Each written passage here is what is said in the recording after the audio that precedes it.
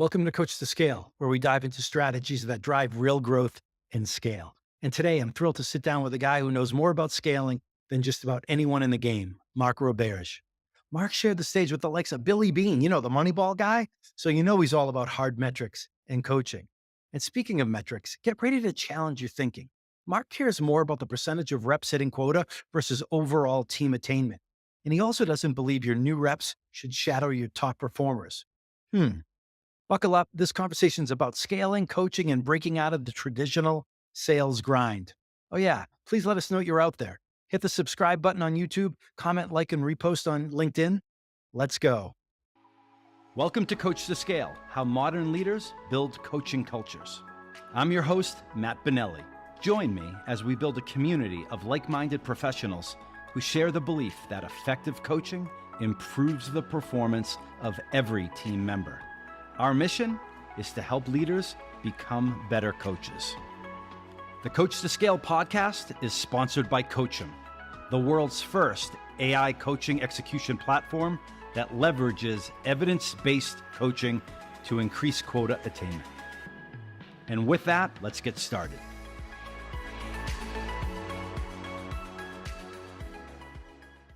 Today's guest oozes with street cred. So if you're in sales leadership, or any go-to-market function, you may want to grab a coffee and jot down some notes. He's the founding CRO at HubSpot. He's the author of the bestseller, The Sales Acceleration Formula. Currently, he's a professor of Harvard Business School, an advisor to many early stage companies. And on top of that, co-founder at State 2 Capital, where I'm proud to say I'm an LP. With all that, Mark Roberge, welcome to Coach to Scale. Boom. Thanks, Matt. Appreciate that. Thank you for that intro. Appreciate you hanging in there with all the tech difficulties. Not afraid to air that in public. Thanks for the time. So Mark, let's jump right in. You hear them all, whether it's at HBS, whether it's working with the companies that you mentor and work and invest in. But what's a myth in this business of coaching and leading salespeople, sales leaders that you believe is misguided or complete BS? I just think there's still sometimes like a bit of like artistic belief in everything we do in sales. I think there's a lot of folks that say like salespeople are born, not created. I think everyone could be taught to sell at a much higher level than most would think. Some of the best sellers I know may come off as more introverts. So I think like there's not always that correlation to like that like outgoing, loud, boisterous like individual who's really successful at like just achieving and accelerating above their quota every time. And we can unpack why that is.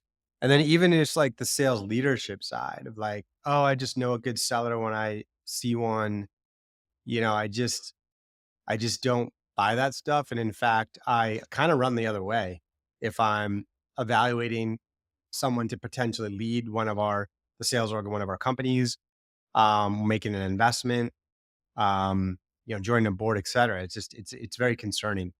And so like I think we've made a lot of progress in the last 10, 20 years of like uncovering and codifying what science exists in the function of sales. And we've made progress, but there's still a lot more progress to do. So would you say you're like more the Moneyball method, which is it's I not guess so. how they look and feel in the locker room and how they look in the uniform, but it's, hey, what's their on base percentage? What do they do in, X, Y, and Z scenarios? It's certainly one way to put it. Rarely do people say that, but I was the keynote at a conference in New York about 6 years ago. And there was one other keynote. I was the afternoon keynote, and the morning keynote was Billy Bean. So they definitely drew that up, and I try to be humble as possible, but I was watching Moneyball with my sons a few years back, and they really liked it. And then I brought up the article that showed that like there's this conference and Billy Bean will be speaking and Mark Roberge will be speaking, and they drew that analogy. So I think that's one way of putting it. And I'm honored to be classified that at times. There you go. So Mark, the podcast is called Coach to Scale. And I know we talked a little bit about this in the past, but can coaching really scale? Does it matter if a frontline manager, with 6 direct reports, or a VP of sales with directors and 200 reps? Absolutely. I mean, obviously, there's many examples of that. There's 10 people teams that turn into 5,000 salespeople teams, and I think coaching is a key ingredient of that. I live that myself. Growing the team from our first dollar to 100 million in revenue, and coaching was at the core of it. Um, I think like the way I essentially did it was, and I think this is applicable no matter how large your team is. You just have to extract it back to like what level you're at. But imagine sitting on top of a team of say 500. Um, Basically, the second afternoon of every month, I would take my directors or VPs who had, 4 to 5 frontline managers under them and maybe 40 to 50, 40 reps or so. And we'd spend an hour and a half one on one and just go through each rep. What do you, you know, what do you coach it? What's your manager going to coach them on? How are they going to coach them? Like, what's the skill diagnosis? Like, developing sense of urgency. How are they going to coach them? They're going to do 2 or 3 film reviews. And then what's the metric we're going to look at to know that the coaching worked? So it's like, okay, well, we think that currently their stage 4 to stage 5 opportunity conversion is like in the bottom quartile. It's like 14%. And the average on the team is 21.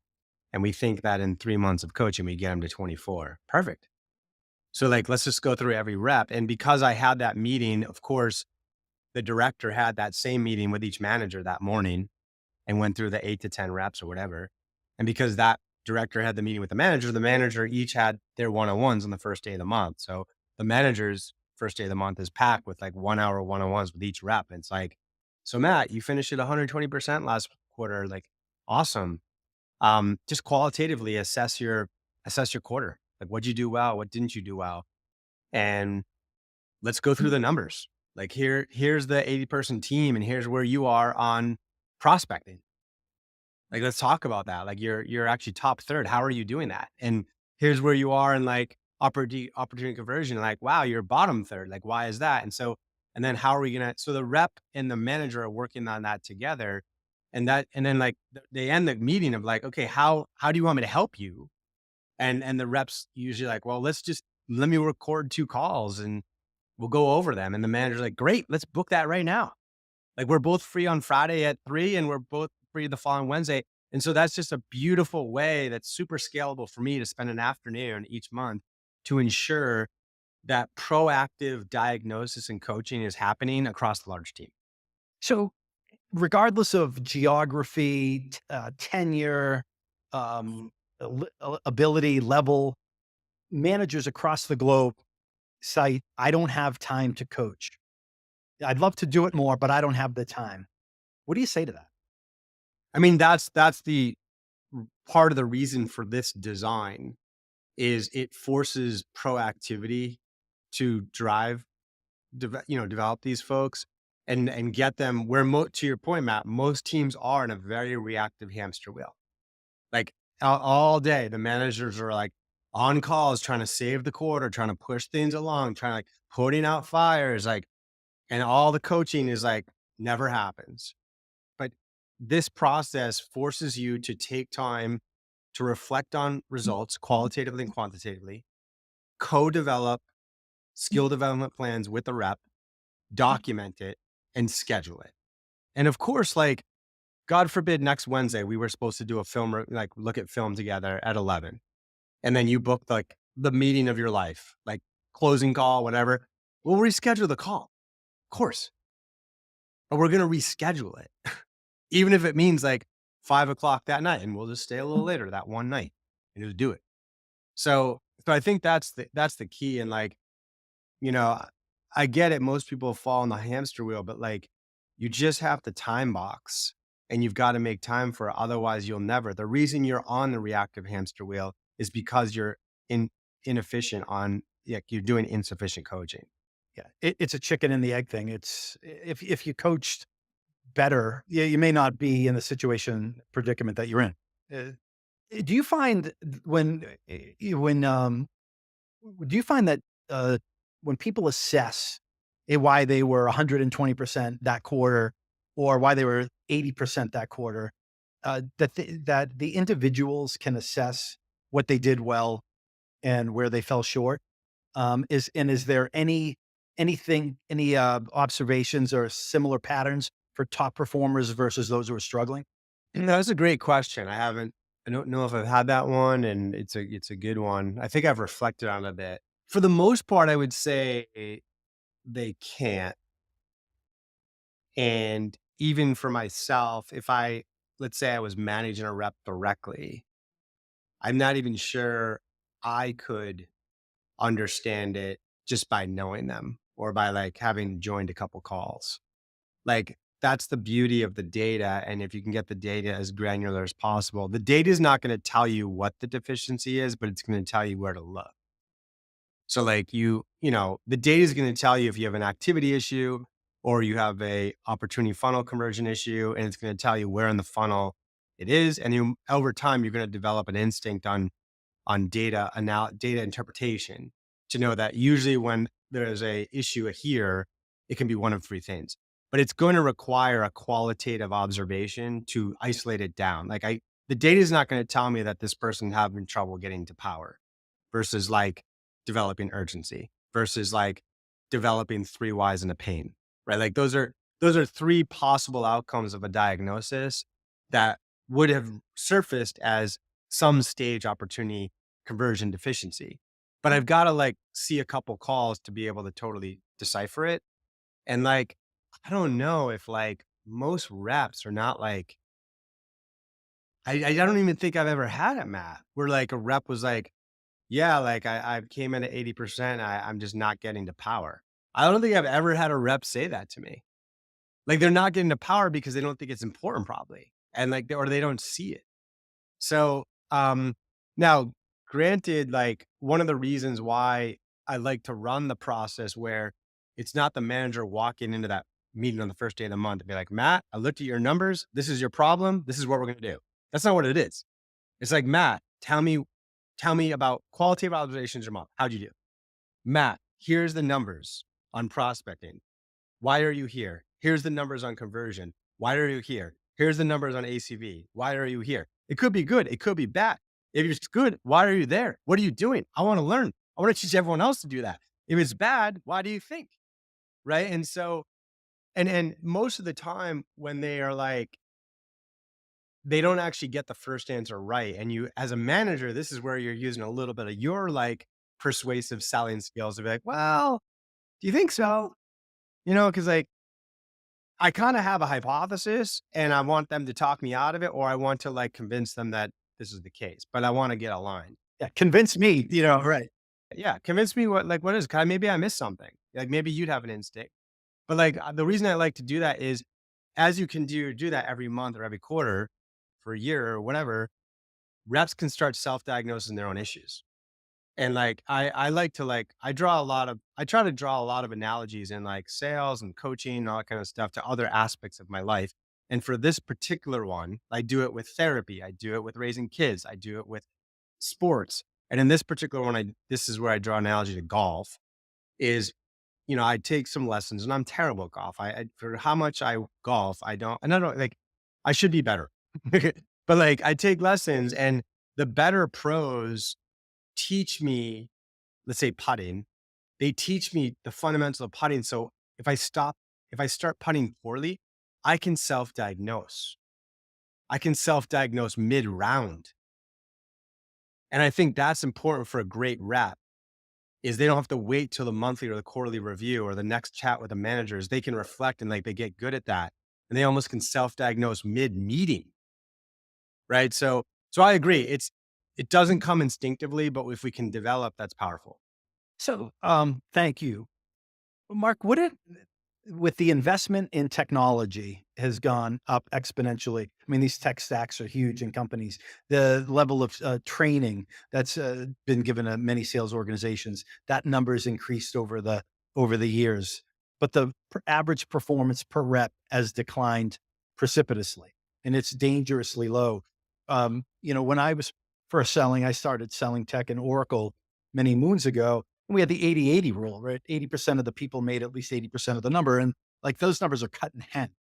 Would it ever be a good idea to measure sales leaders on the number of reps who make quota versus the overall performance of the team? Definitely. That's critical. Does it happen? I mean, you have a better perspective than I do. I don't see that happening. In high performance organizations. Like I can give you like a very personal story. Our Series A investor at HubSpot was Larry Bond, very successful partner at General Catalyst and former operator. Every time he saw me, he really only asked me one question. What percent of the reps make quota? That's all he asked me. He never asked me like, what's the forecast? Where were you on the quarter? Because he knew, he read the result. But we just didn't report out like what percent of reps made quota. And like it took me like a year to like realize he just only cared about that and why. And it's like brilliant. Like it really tells you, you could make an argument that that tells you more about the health and sustainability of your sales team and revenue production than just whether you made the quota that month or quarter. Yeah. Because if you're like, oh, I made the quarter, cool, you're 105%. Well, is that because one rep did 80% and everybody else was at 20? Which happens all the time, right? And like that's versus like if Larry shows up and is like, hey, Mark, what percent of reps made quota? And I'm like 83%, 79%, 82%, 76%. He's feeling good. Versus if he's like, what percent of reps made quota? I'm like 44%, 51%, 39%. You made your quarter, but like, ooh, Yeah. half your reps are failing. That's going to lead to unpredictability. That's going to lead to a shitty culture. That's going to lead to, a lot of people leaving, a lot of attrition. So it's an important question. It should be reported at the board level. And you're absolutely right, Matt. It's rarely. I'd love to dig into that more, a topic for another day. I want to get to a question. When we talked, I think you would say it's controversial. It was, I don't want to say it's controversial to me, but I haven't thought about it that way before. And it's your point about don't let your reps. What I'm reading my notes. Don't let your reps shadow top performers. Don't let your reps shadow top performers. Can you talk about why that is not always a good Sure. idea? Sure. Yeah. And so it will start with this. I always challenge my students at HBS with this, like, I always put data in front of them and I'm like, tell me what this report means. And this is the one that they have to like pause the most and stare at it. And basically what the report says is if you are a top performer on the team, if you're say in the top 20% of performance as a rep on a team, you're very likely to get promoted to manager. And if you're in the top 20% performance on your team, your performance as a manager is very low. That's what the data shows. And it was something we know, Matt, don't promote your best rep to manager, right? And the students are perplexed. They're like, why? That's crazy. Like if I had 5 people on my team, I think I'd just promote my best rep, but that leads to failure. And the reason for that qualitatively is, you know, the job of a rep versus a manager is very different. You know what I mean? Like even just look across professional Yeah. sports. Look at the coaches across the NFL. Look at the coaches across, the NBA. Those are not the best players. In some cases, I mean, Bird coached a little, Jordan coached a little, but no, they're not the best players. They're the best coaches. Jordan didn't coach anyone to a finals, nor did Bird. I'm sure they didn't even last that long. They're owners, fine. But like, it's just like, it makes sense because like, you think about your best reps, like they have a lot of great qualities. They're amazing at discovery. They're a little selfish with their time and that makes them good. They're a little aggressive at times. They're a little pushy sometimes. Those are terrible leaders, terrible coaches. A great coach is like empathetic. They slow down. They can adjust their coaching based on the read of the individual and the recipient. Like so it's just very different. And so like, so that's the underpinning of, and I tried it. It's crazy that most sales onboarding programs that's Julie. That's the number one rep on the team. Go sit next to her for a month and you'll be trained. That's dangerous because the number one reps usually don't make the best managers. Now, Julie's sitting there and she's coaching this person not well. And by the way, I've never met a rep, even my top performer, that doesn't have some bad habits. And so if you are having your new rep sit next to anyone and learning only from that person, they're going to pick up those bad habits. So that's why it's critical that we establish a sales process that codifies the best practices and put everyone through it, knowing that no one's going to get it perfect. Everyone's going to have some manipulations of it, some deficiencies. That's why we coach, some bad habits. But by having a sales process and starting with that being the cornerstone of our onboarding, it gets every single rep going through as close as possible and avoiding those bad habits. Love the explanation and love the fact that, I think most of us haven't looked at it that way. So, thanks for bringing that. Mark, you and Jay co-founded Stage Two Capital.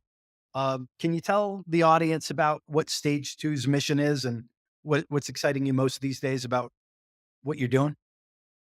Yeah, I mean, I'll tell you just a quick story on it. So, like, you know, you mentioned earlier, the first half of my career, I was an entrepreneur, and I was the fourth employee at HubSpot, and that was the last startup that I did, and that was an amazing journey. Um, After I left, I was like serendipitous. They had no idea I was like going to leave. Harvard Business School called me up to like build and teach the sales courses at the MBA program. And that was an honor and just like a nice little rest, honestly, not to be on global flights and all that kind of stuff, chasing a quota. And it gave me a lot of room to, you know, re-explore the early stages of the sales startup ecosystem. So I got a lot of calls from like our backers at HubSpot, like Sequoia and General Catalyst and those kinds of companies to like help their recent Series A investments build their first sales team. So I did that every month, every quarter. I partnered with a different startup and spent a day a week building their sales org. Some went public, some sold for a billion plus, some went bankrupt. Like that's just the game we play. Yep. But it was the first time in my career over 5 years that I could reflect on many, many data points of why success, why failure. And so many of those reflections came back to when they chose to scale revenue and how fast. And I just felt like the ecosystem was not addressing those questions, those important questions well. They were just like, oh, like I was an early investor in like, Snowflake, and this is what they did in year one and year two and year three. And that's what you should try to do without any regard to the capabilities or the context or whatever. So I devised a framework called the science of scaling to help boards and founders calculate using their performance data when they should scale revenue and how fast. And that's taught a lot of business schools today. And around the formulation, I met Jay, who was at Bessemer, and he'd been growing his career on the other side of the ecosystem, not as an operator, but as an investor. And he had very similar observations. And he asked me if I would do like a go to market incubator with him down in New York. And we did for a few months. And then he was like, we need to start a fund that does this. And I was like, what do you mean? And like, go out and raise money from all the successful sales leaders, marketing leaders, sales coaches like yourself, and use not their capital and their knowledge to make sure that the next generation of startups don't make the same mistakes that we're seeing in the past generation on go to market.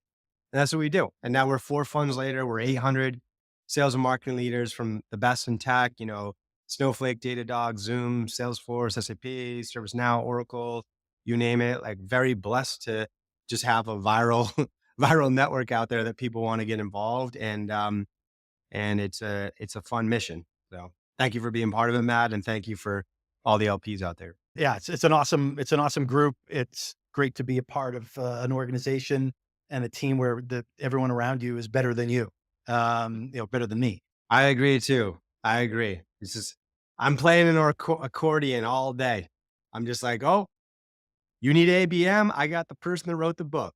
There you go. You need CI, your first CS leader? I got the person that wrote the book. So it's just like, it's such a humbling experience to draw on that, intelligent network.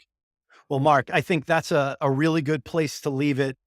We talked about the science of scaling. We talked about why you should never let your newbies shadow your top performers.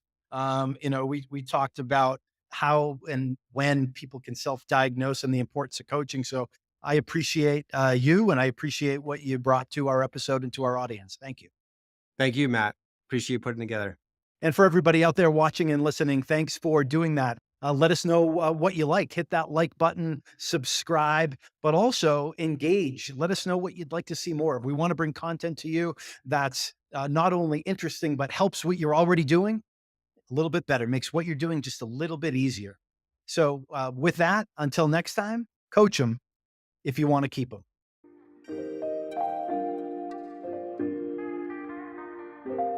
We hope you've enjoyed this episode of Coach to Scale, How Modern Leaders Build Coaching Cultures. For show notes and other episodes, visit us at coachem.io. That's COACHEM.io. And follow us on Twitter at CoachemNow. See you all next week. Thanks for joining. And remember, coach them if you want to keep them.